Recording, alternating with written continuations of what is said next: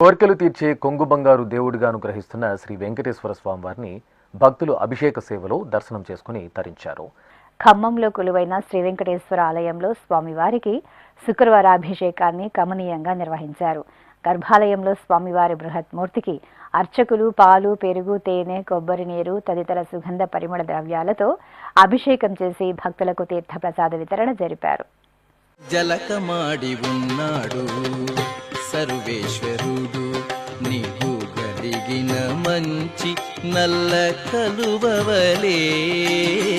జలకమాడి ఉన్నాడు సర్వేశ్వరుడు, నీకు కలిగిన మంచి నల్ల కలువవలే.